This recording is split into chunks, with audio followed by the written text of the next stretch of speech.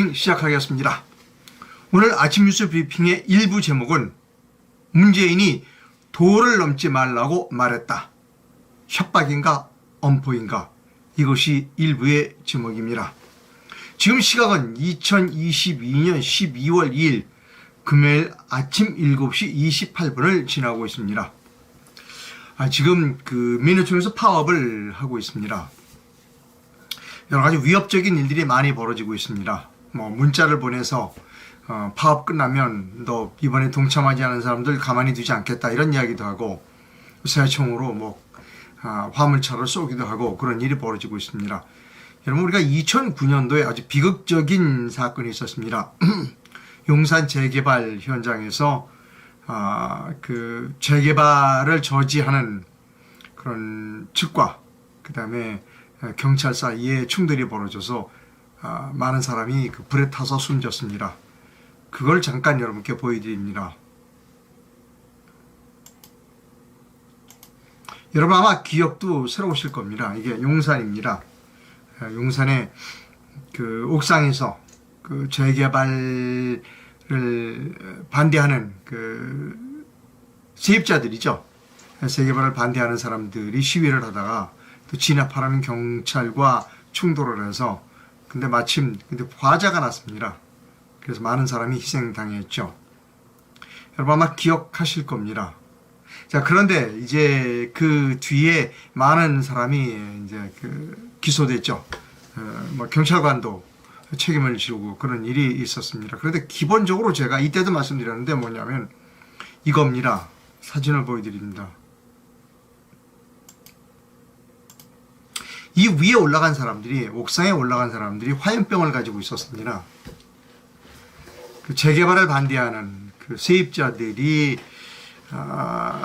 직접 하지는 않습니다. 이런 경우에 대개 용역회사가 있습니다. 재개발을 반대하는 운동, 또 행동을 해주는 용역회사가 있습니다. 그 사람들이 고용했습니다. 그들이 올라가서 이제 철거하러 들어오는 사람들을 막는 겁니다. 화염병, 이렇게 소주병이나 맥주병에다가 휘발유를 넣고 그 다음에 밑으로 던집니다. 밑에 이제 자동차들이 지나가죠. 대단히 위험합니다. 제가 그때도 뭐라고 발송을 해드리냐면 이랬습니다. 자신의 경제적 이익을 위해서 남의 목숨을 희생할 수 있는 일을 하지는 말자 하는 겁니다. 이 화염병을 잘못 던지면요, 지나간 자동차도 막 떨어지고 그랬어요. 돌이 막 떨어지고. 그럼 멀쩡히 지나가던 자동차는 무슨 죄가 있습니까? 그리고 경찰관은 무슨 죄가 있어요? 물론 사람이 보는 견해에 따라 다 다릅니다. 그때 세입자들이 충분히 보상을 받았느냐 받지 못했느냐 이런 이야기가 있습니다. 거기를 논하고자 하는 말은 아닙니다. 근데 문제는 뭐냐면 세입자들이 내가 보상을 충분히 못 받았어. 건물주는 보상을 받았지만 세입자는 보상을 못 받았어. 그냥 보상을 받아야 되겠어 라고 주장하는 건 좋다는 겁니다. 그래서 자기들이 그런 시위를 못하니까 전문 시위를 하는 업체, 용역업체를 고용했다. 거기까지는 좋다는 겁니다. 그런데 문제는 뭐냐면 그 전문 고용업체 사람들이 남의 목숨을 앗아갈 수 있는 흉기를 사용하는 순간 관계를 끊었어야 된다는 겁니다. 안 돼. 당신들은 해고야. 라는 것이죠. 왜? 이 화염병은 사람의 목숨을 앗아갈 수 있어요. 그 순간 끊었어야 되는 거예요. 여러분, 저는 내가 어떤 권리를 찾기 위해서 그 권리를 찾는 그 과정에서 타인의 목숨, 타인의 안전을 위해할 수 있다고 생각하면 거기서 끊어야 되는 겁니다. 내가 설사 손해를 보더라도 내의 행동으로 인해서 다른 사람의 목숨을 잃게 하는 행동은 해서는 안 된다는 겁니다. 지금 민노총이 벌이고 있는 파업, 화물차 파업인데요. 그래서 이런 장면들이 자주 노출되고 있습니다. 새총용. 페이스북에서 가져왔습니다. 저들의 새총은 비노조원이 운행 중인 차량이 유리창으로 향했다. 이 정도면 살인까지 불사하겠다는 것 아닌가라는 페이스북 글을 여러분께 소개해 드립니다. 이런 일을 해서는 안 되죠. 그 화물차 운전사는 목이 다쳤어요. 유리창이 깨져서 목이 다쳤어요. 크게 다치지 않은 것만도 크게 아주 다행이죠. 달리는 자동차 보통 80km, 화물 자동차도 80km 이상 달리잖아요. 화물차 80km, 그다음에 새총 쇠구슬도 속도도 뭐 시속 150km 이상 될 겁니다, 아마. 야구공이 뭐 150km까지 가니까 야구공보다 더 빠르겠죠. 그러면 뭐 엄청난 거 아닙니까? 이런 일을 왜 하느냐고요. 내가 내 권리를 찾기 위해서, 내가 좀 더 경제 이익을 하기 위해서 남의 목숨을 잃을 수 있는 일을 왜 하느냐고요. 저는 다른 무엇보다도 이 사람들을 잡아서 철저하게 수사해서 감옥에 보내야 한다고 생각합니다. 이 사람들은 살인 미수죄예요. 그리고 이런 걸 볼 때마다 나는 대한민국 사람이라는 게 싫어요.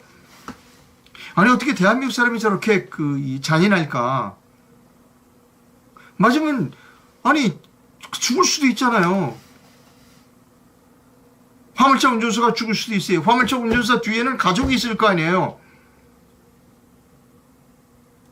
내가 돈을 몇 푼을 더 받자고 남의 가족을 망치는 일을 어떻게 저렇게 서슴없이 할 수 있을까? 저는 싫어요. 솔직히 얘기해서 대한민국 국민이 싫습니다. 이런 걸 보면 아까 화염병 보여드렸죠? 화염병으로 막 던지는 사람, 새총으로 쏘는 사람, 그런 사람하고 같이 대한민국 국민하고 싶은 생각이 없어요. 그리고 이런 걸 볼 때마다 참 대한민국 사람들은 잔인하구나 라고 하는 걸 느낍니다.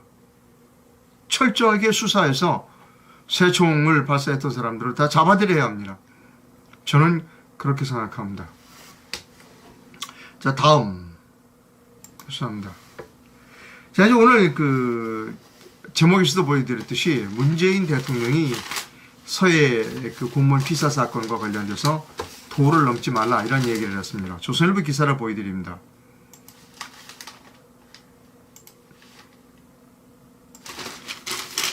조선일보 기사입니다. 서해 피살 수사에 문재인 전 대통령이 도를 넘지 말라라고 했다는 겁니다. 문재인 전 대통령이 1일 서해 공무원 피살 사건과 관련한 검찰 수사에 대해 정권이 바뀌자 대통령에게 보고되고 언론에 공포된 부처의 판단이 번복됐다. 문 전 대통령은 이날 더불어민주당 윤건영 의원을 통해 발표한 입장문에서 서해 사건은 당시 대통령이 국방부, 해경, 국정원 등의 보고를 직접 듣고 그 보고를 최종 승인한 것이라며 이같이 밝혔다. 그는 부디 도를 넘지 않기를 바란다고 말했다는 겁니다. 자, 여기서 제 견해, 이상로의 견해를 여러분께 좀 말씀드려야 되겠습니다. 이 발언의 내용을 우리가 꼼꼼히 지켜볼 필요가 있습니다. 들여다볼 필요가 있습니다. 이 발언의 주요 부분을 큰 활자로 옮겨 놓았습니다.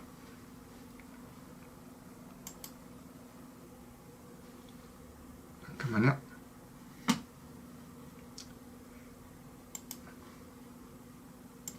네. 이겁니다. 문재인 대통령이 발언입니다. 직접 문재인 대통령이 얘기한 거예요. 서해 사건은 당시 대통령이 국방부, 해경, 국정원 등의 보고를 직접 듣고 그 보고를 최종 승인한 것이다 라는 말 하나를 했어요. 두 번째 말은 부디 도를 넘지 않기를 바란다고 했어요. 이 첫 번째를 해석해 드립니다. 전화로 이상로의 해석입니다. 서해 사건은 당시 대통령이 이거요. 국방부, 해경, 국정원 등의 보고를 직접 듣고 그 보고를 최종 승인한 것이다. 저는 자기는 책임이 없다는 겁니다. 문재인 나는 책임 왜? 밑에 사람들이 다 보고한 거야. 그래서 나는 승인했을 뿐이야.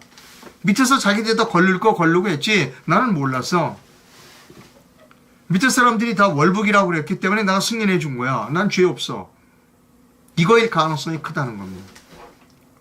그러니까 책임을 부하에게 떠넘기는 겁니다. 내가 삭제하라고 지시하지 않았어. 난 밑에서 올라오는 대로 그대로 했을 뿐이야. 밑에서 보고 올라오는 대로 보니까 월북인 거 같다라고 다 판단이 그랬어. 그러니까 나는 그대로 그래 승인했어. 나는 죄가 없어. 모든 책임을 부하에게 떠넘기는 문장이 바로 이 문장이라는 겁니다. 여러분 다시 한번 제가 읽어드릴게요. 세월 사건은 당시 대통령이 국방부, 해경, 국정원 등의 보고를 직접 듣고 그 보고를 최종 승인한 것이다. 이거는 밑에서 보고 올라온 대로 그대로 자기가 했다는 겁니다. 이게 자기 책임이라면 글을 이렇게 쓰면 안 되죠. 서해 사건은 당시 내가 국방부, 해경, 국정원 등의 보고를 보고 이 보고대로 하지 않고 내 판단을 별도로 내려서 한 것이다 라는 얘기가 아니에요. 지금 이것은 다 밑에서 보고가 이거 월북입니다 라고 올라와서 나도 그런 줄 알았어. 책임을 회피하는 겁니다. 두 번째 제가 드리고 말씀은 이겁니다. 두 번째, 부디 도를 넘지 않게 바란다고 했어요. 무엇이 도죠? 무엇이 도인가요? 저는 이렇게 생각합니다.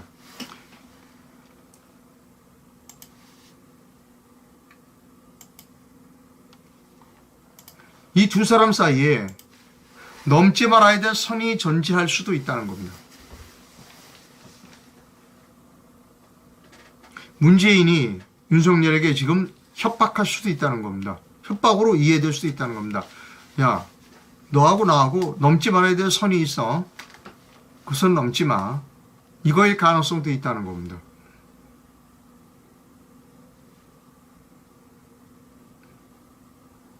여러분 어떻게 생각하시나요? 이 사건은 최종 책임자는 대통령입니다. 문재인 대통령이 얘기했죠. 전 대통령이 얘기했죠. 선 넘지 마라 라고 지금 경고를 한 것인지 아니면 엄포를 놓은 것인지는 밝혀질 겁니다. 이 문재인의 수사가 어디까지 가느냐. 문재인에 가서 딱 앞전에 서우기까지 하고 박지원에서 딱 멈추느냐라고 하면 그건 협박이었습니다. 그러나 문재인까지 이 수사가 넘어가서 문재인을 기소하거나 구속하게 되면 그것은 엄포였습니다. 두 사람만이 아는 그 선이, 레드라인이 이 두 사람만이 알고 있는 레드라인일 가능성도 크다는 겁니다. 몰라요, 여러분. 아무도 모릅니다. Nobody knows. 아무도 몰라요. 여러분도, 저도 모르고 여러분도 모릅니다. 이 두 사람 사이에 넘지 말아야 될 선이 존재하는지 아닌지는 이 두 사람만 안다는 겁니다. 그런데 우리가 그것을 언제, 넘지 말아야 될 선이 있었구나를 알 수 있는 순간은 뭐냐. 이 사건을 종결할 때, 서해 공무원 피살 사건을 종결할 때 문재인 직전에서 끝나면 둘 사이에 선이 있었다는 겁니다. 그러나 그 선이 아닌 계속해서 문재인까지 기소하고 구속시키면 그 선은 존재하지 않는 겁니다. 우리는 그것을 지켜볼 필요가 있습니다. 자, 여러분 이 부분에 대해서 제 견해는 다시 한번 말씀드립니다. 제 견해를 정리하는 것은 중요할 것 같아서 다시 보여드립니다. 두 가지입니다.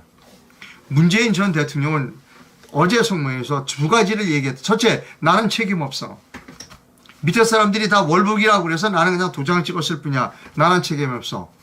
밑에 사람들이 국정원 뭐 이런 데서 다 그런 거야. 나는 책임 없어. 또 하나, 윤석열 대통령 향해서 선 넘지 마. 나는 경고했어. 이거일 가능성이 크다는 겁니다. 자, 그 다음 신문기사를 계속해서 좀 읽어드릴 필요가 있습니다. 중요한 건 그거예요. 이 신문기사, 어제의 신문기사 중요한 건 그겁니다. 중요한 건 나 책임 없어. 밑에 사람이 뭐 보고대로 한 거야. 그리고 윤석열 당신 손 넘지 마. 이게 주된 내용입니다. 그런데 여기서 부수적으로 우리가 좀 기분 나쁜 일이 있습니다. 대단히 기분 얹지 않은 얘기를 문재인 전 대통령이 했어요. 이런 얘기를 했습니다.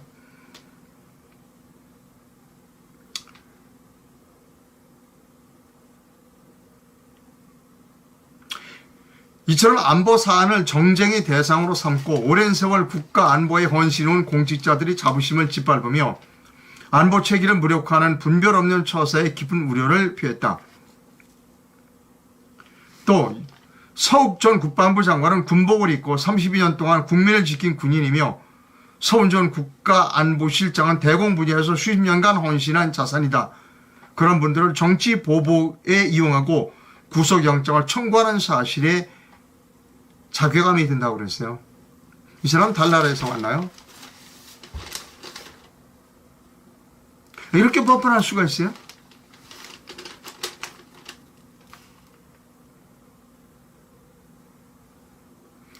이거에 대해서 국민의힘 박정아 수석대변인이 이렇게 얘기했습니다.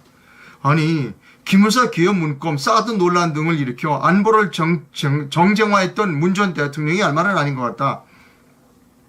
김관진 전 국방부 장관도 수십 년간 군복을 입고 북한 도발에 맞섰던 군인들에게 모욕을 줬던 게 문재인 정부다. 여러분, 이재수 장군은 자살했어요. 아주 뻔뻔한 사람입니다.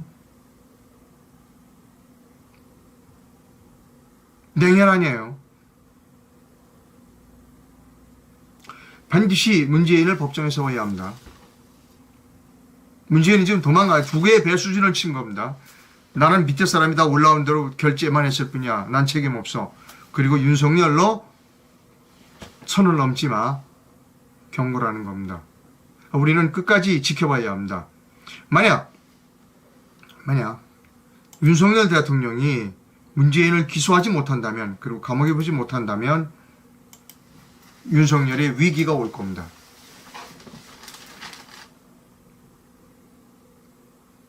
그 죄를 윤석열이 지게 된다는 겁니다. 이 사건을 그냥 적당히 끝낸다? 꼬리자르기로 끝낸다? 박지원이, 서훈이 이 사람들은 몸통이 아니에요. 진짜 몸통은 문재인입니다. 여기서 꼬리 자르기를 한다? 그 책임은 다 윤석열이 져야 한다는 겁니다. 이것을 윤석열 대통령은 명심해야 합니다. 국민을 우습게 봐서는 안 된다라고 하는 겁니다. 그리고 어제 거듭 말씀드린 문재인 전 대통령의 유감 표명은 대단히 기분 나빴다 라고 하는 겁니다. 자, 이제 다른 뉴스를 좀 하나 합니다. 이제 새로운 정권이 바뀌고 또 대통령이 새로 취임하면 이제 뭐 여러 가지 하죠. 정부 조직을 줄이겠다, 뭐 규제를 혁파하자 이런 얘기들을 합니다. 근데 저는 안 될 거라고 얘기했어요. 안 됩니다. 조직을 줄이고 규제를 혁파하는 일은 안 됩니다. 왜 안 되느냐? 대통령이 빠삭하게 알고 있지 않으면 안 되는 거예요. 의지가 강하지 않으면 안 됩니다. 그냥 야, 내가 대통령 됐으니까 나 정치 잘해. 그러니까 너들 조직 줄여, 공무원. 국민한테 나 이렇게 했습니다. 그렇게 끝나는 대통령이 대부분이었다는 겁니다. 안 된다고 제가 얘기했어요. 안 된다고. 첫째, 잘 몰라. 대통령이 잘 몰라. 검사 출신 대통령을 소고기 먹기가 제일 좋다는 말씀은 여러 번 드렸습니다. 공무원들, 늘공들은 검사 출신 대통령 속여 먹기는 너무너무 쉬운 거예요. 지금 그렇게 가고 있습니다. 기사를 보여드립니다. 한국경제신문입니다.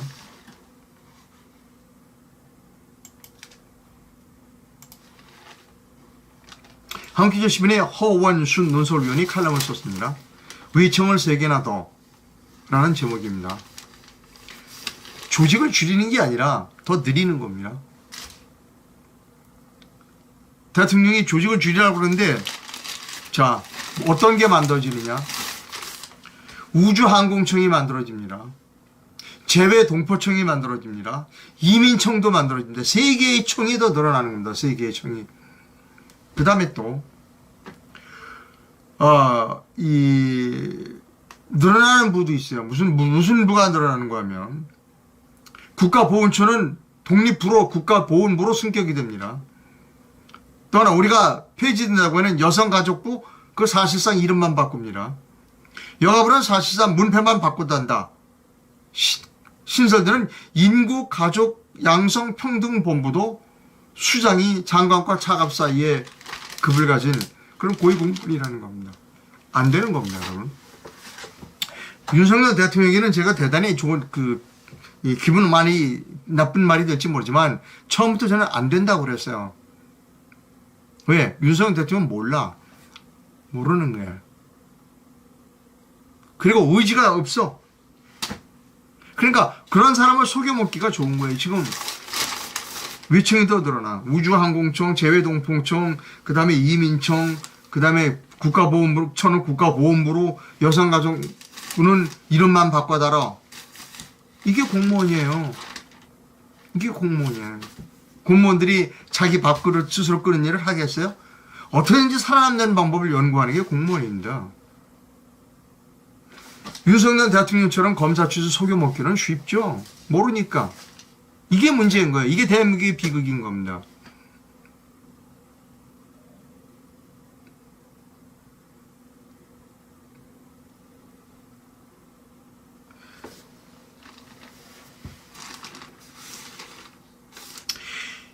야,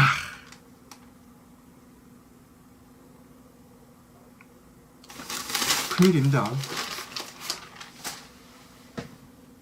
큰일입니다. 공무원 늘어나면 규제만 늘어나요.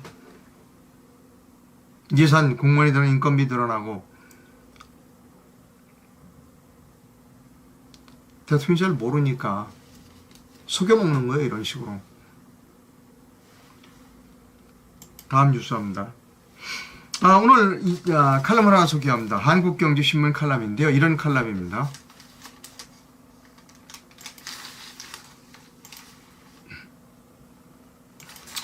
출산 축하금으로 1억 원을 지급해보자는 칼럼입니다. 결론만 얘기하면 이렇습니다. 아기 한 명이 태어날 때마다 축하금 1억을 준다라고 해보자는 겁니다. 아기 한 명이 태어날 때 1억을 준다. 이 1억 원은 젊은 부부 한 쌍이 2년에서 4년치 생활비가 될 거라는 겁니다. 그 1억 원은, 1억 원을 준다면, 우리 애 낳을까 말까? 고민하는 하는 그 수준이 1억 원 수준이라는 겁니다. 자, 그러면 사람들이 이렇게 얘기했죠. 그 돈은 어디서 나? 예. 우리나라 해마다 출생하는 인구가 26만 명입니다. 아이가. 그러면 아이 한 명에 1억 원씩을 주면 26조 원이 듭니다. 우리나라 내년 예산 639조 원이 4%가 됩니다. 26조 원이면. 그런데 지금 우리가 유치원, 초등학교, 중학교, 고등학교에 지원하는 지방교육 예산, 재정교부금, 즉 국세 수입의 20몇 %를 뚝 잘라서 유치원, 초중고등학교 주는 예산이 얼마냐? 81조 원입니다. 81조 원. 올해만 81조 원이에요. 저는 이거 줄여야 된다고 그랬어요. 이 예산 줄여야 된다. 왜? 인구가 자꾸 줄는데 세수는 늘어나. 초중고등학교 유치원의 학생은 줄어드는데 세수가 늘어나니까 점점 지원이 많아져. 그러니까 교육청에서 제주도에 콘도도 사고 학생들 잠옷도 사주고 노트북도 사주고 저 앞에 파리바게트에다가 상품권 주고 가서 너희들이 먹어. 이게 지금 우리나라의 현실입니다. 그게 한 해에 81조 원입니다. 81조 원. 그런데 아이 하나에다가 날 때마다 1억 원을씩 주면 26조밖에 안 돼요. 자, 사람들이 이렇게 얘기한다는 겁니다. 현실적으로 반대론자들은 뭐라냐면 돈 준다고 해서 아이 안 낳는다는 겁니다. 근데 천만의 말씀. 돈을 언제 줘봤냐는 겁니다.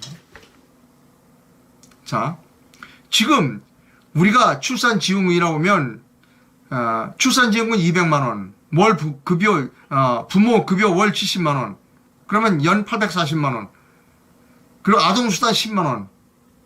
내년 한 해에는 받는 지원금이 1160만 원이다. 지방자치단체에서 보면. 다 해봐야 핀돈이에요. 여러분 보십시오. 출산지원금 200만 원, 부모 급여 연 840만 원, 아동수당 연 120만 원. 그래서 합쳐서 1160만 원밖에 안 돼요. 이 돈 주고 애 낳으라 그러면 낳겠어요? 연 1160만 원 줄 테니까 애기 낳으라면 낳겠냐고요. 뺨 따고 맞지. 그런데 1억 원을 줄 때 나라 그러면 고민해 본다는 겁니다. 그러면 얼마가 들어가느냐? 26조 원이 들어간다. 그런데 지금 초중고등학교에 아이는 주는데 그냥 쏟아부는 예산이 81조 원이라는 겁니다. 그럼 해볼 만한 정책이죠. 자, 여기서 이제 제가 말씀을 좀 드립니다. 제가 2016년 12월 달에 쓴 책이 대한민국을 위한 겸손한 제안이라는 책입니다. 2016년 말에 제가 이 제안을 했습니다. 아이를 낳으면 1억 원씩 주자라는 제안을 했습니다. 이 제안에서, 이 책에서. 그 제안을 보고 많은 사람들이 좀 웃었어요. 너 허경영이냐? 이렇게 저를 조롱한 사람도 있었습니다. 근데 저는 돈을 조금 주면 애 안 난다. 그러니까 많이 주자. 한 1억 정도 주자는 겁니다. 애 둘 낳으면 2억이에요. 여러분 한번 생각해 보십시오. 애기 난다면 1억을 준다. 애기 태어나서 딱 100일 되는 때에 통장에 딱 1억 원을 넣어줘야 된다는 겁니다. 저는. 그러면 결혼을 할까 말까 망설이는 사람도 결혼을 빨리 하게 될 가능성이 높다는 겁니다. 결혼이 빨라지고 아이를 많이 낳으면 경제가 돌아갑니다. 국가가 유지되죠. 간단합니다. 여기 이 한국경제신문에 그 박준동 부국장이 계산했어요. 한 해 26조 원. 지금 현대 들어가면 26조 원. 근데 초중고등학교에 그냥 세수에서 딱 떼가지고 쏟아부는 금액이 81조 원. 그럼 해볼 만한 거죠. 그걸 줄여서 아기 낳을 때 1억 원씩 주는 것이 해볼 만한 정책이라는 겁니다. 이러면 제가 이 주장 2016년 12월 달에 이런 주장을 했을 때, 아이 낳으면 1억 주자는 주장했을 때 저를 비난한 사람이 있었어요. 너 허경영이냐? 한번 곰곰이 생각해 보십시오. 한 해에 1160만 원 받고 애 낳으라고 하면 낫겠어요? 안 낫죠. 그 돈은 그래서 전부 저출산 예산이 전부 낭비된 게 바로 그래서 낭비된 거예요. 여러분 1160만 원 받고 애 낳으면 낫겠냐고요. 근데 1억 원, 애기 낳으면 무조건 1억씩 딱 줄게. 그러가면 망설인다. 어차피 결혼해서 애 낳을 거라면 빨리 결혼해서 애를 낳겠죠. 26조 원밖에, 26만 명 나는데. 근데 초등고등학교 예산인들의 81조 원, 돈이 남아 성천만천 막 써. 제대 가서 콘도도 사고, 바자마트 애들 잠옷도 사주고, 파리바게트에 상품권도 사줘. 돈이 남아 돌아가가지고. 주자니까 1억 원씩. 애 빨리 나면, 빨리 나면 2억 원 돼요. 해마다 2억 원 받을 수 있어요. 연년생으로 나면. 저는 이 아이를 낳으면 1억 원씩을 주자는 주장을 2016년 말부터 했다라고 생각합니다. 아이를 낳는 걸 돈으로 계산해야 되나요? 라고 댓글을 보내주신 분이 있어요. 자, 이렇게 생각하시죠. 아이를 낳지 않은 이유가 뭐죠? 힘들어서 그런 거예요. 힘들어서. 먹고 살기 힘드니까 애 안 낳는 겁니다. 그런데 아이를 낳으면 인구가 늘어나면 그걸 국가에 공헌하는 게 되는 겁니다. 국가에 공헌하는 사람들에게 보상을 해줘야 되는 거 아니에요? 돈을 위해서 아이를 낳는 게 아닙니다. 아이를 낳은 사람들에게 국가가 보상을 해줘야 된다는 겁니다.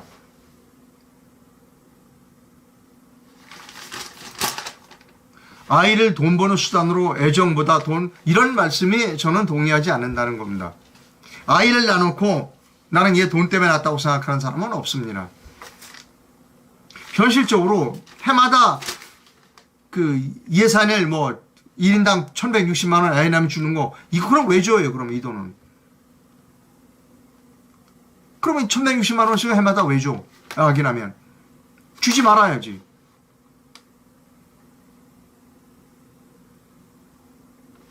아기 낳으면 애는 돈 주는 나라 있어요. 몽고. 집을 한 채씩 줍니다. 거기는 추첨해가지고. 네. 자, 다음번 2부의 제목은 여러분께 보여드립니다. 2부의 제목은 어디 갔죠? 네, 2부의 제목을 보여드리겠습니다.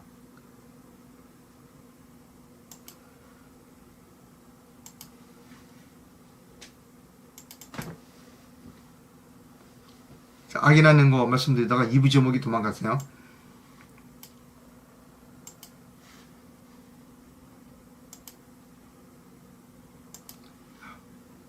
이 부의 제목은 윤석열을 본격적으로 희롱하는 딱 봐도 맛이간 MBC 박성재. 이것이 2부의 제목입니다. 여러분, 저는 독립 언론인입니다. 그리고 제가 옳다고 생각하는 바를 여러분에게 주장합니다. 물론 제 주장이 좀 강할 때도 있습니다. 강하게 주장할 때도 있습니다. 그러나 강한 주장이라고 해서 반드시 제 주장이 옳다, 100% 옳다라는 건방진 말씀은 드리지 않습니다.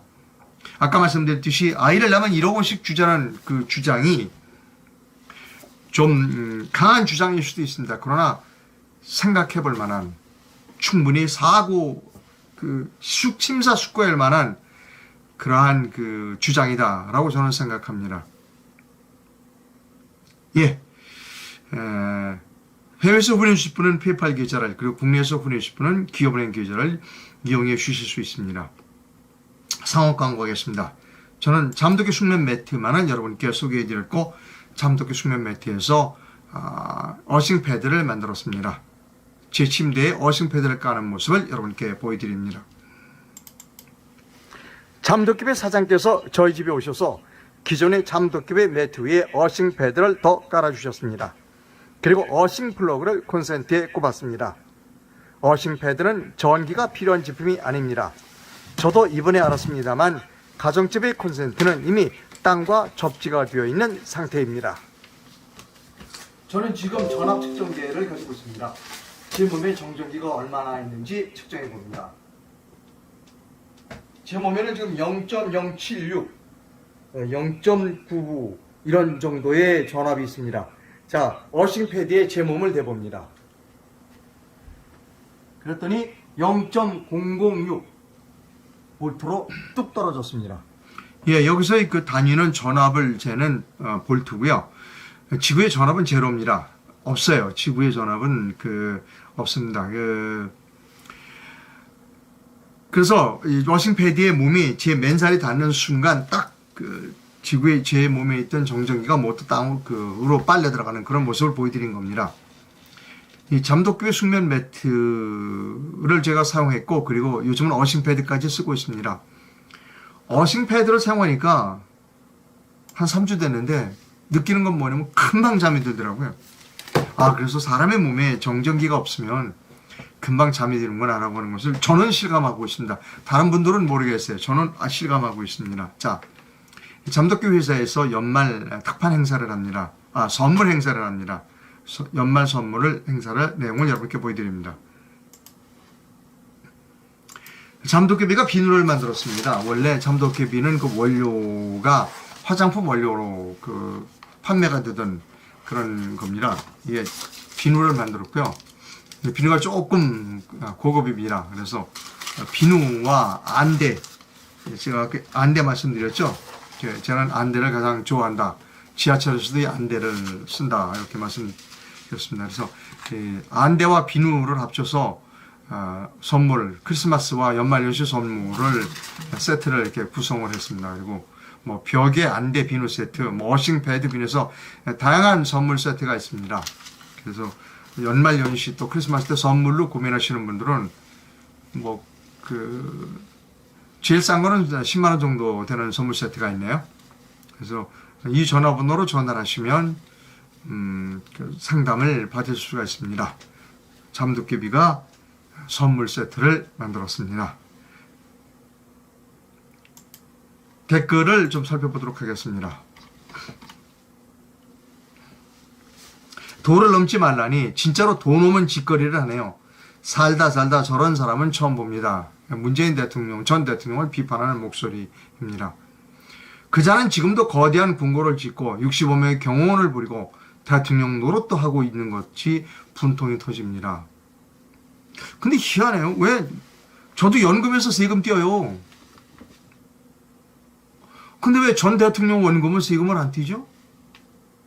자기가 퇴임하기 전에 그렇게 바꿨나?